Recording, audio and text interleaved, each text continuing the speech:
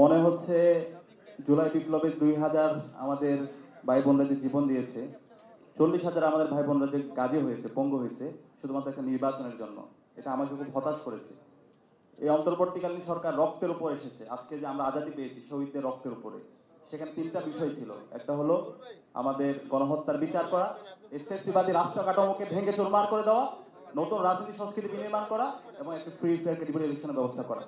এগুলো যদি না করে আমরা যদি শুধুমাত্র নির্বাচন এবং নির্বাচনকে প্রায়োরিটি দিই, আলটিমেটলি আমরা আবার সেই ফেসিবাদের দিকে যাচ্ছি।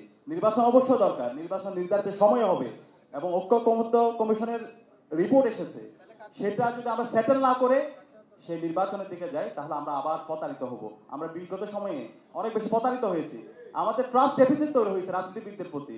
সে আস্থার সংকটগুলো যদি আমরা এখন অ্যাড্রেস না করি, সে আবার যদি নির্বাচনে যাই, আলটিমেটলি এই দেশের মানুষের মুক্তি আসবে না। আমরা দেখতে পেয়েছি, এটা আমাদেরকে অবাক করেছে এবং কষ্ট দিয়েছে। ঐক্যমত্য কমিশনের যে সুপারিশ এসেছে, এমন এমন জায়গায় নোট অফ ডিসেন্ট এসেছে যেগুলো ছাত্র সমাজকে হতাশ করেছে। স্বাধীন আমাদের হচ্ছে যে স্বাধীন কর্ম কমিশন পিএসসির ক্ষেত্রে আমরা দেখতে পেয়েছি 27তম বিসিএস এর কি অবস্থা, একটা কলেজ থেকে কিভাবে নিয়োগ হয়েছে। তো এইভাবে যদি আমরা এগুলো সেটেল না করি, আমরা যদি দুর্নীতি দমন কমিশনকে তাদেরকে ইন্ডিপেন্ডেন্ট না করতে পারি, তাদেরকে শক্তিশালী করতে না পারে, আলটিমেটলি কোনোটাই সাস্টেন করবে না। তো আমি অনুরোধ করবো, এখনই সময় আছে। আমরা চাই আমাদের দেশের যত রাজনৈতিক দল আছে এখনই সময় একটা কনসেনসাসে আসার, জাতীয় ঐক্যমত্যের ভিত্তিতে একটা পূর্ণাঙ্গ বাংলাদেশের ন্যাশন হিসেবে বিল্ড আপ করার, এর ভিত্তিতে আগামীর বাংলাদেশ নির্মাণ করা। এটা যদি করতে ব্যর্থ হয়, যারাই করতে ব্যর্থ হবে তারাই আগামীর বাংলাদেশে তাদের রাজনীতির জন্য কঠিন হয়ে পড়বে।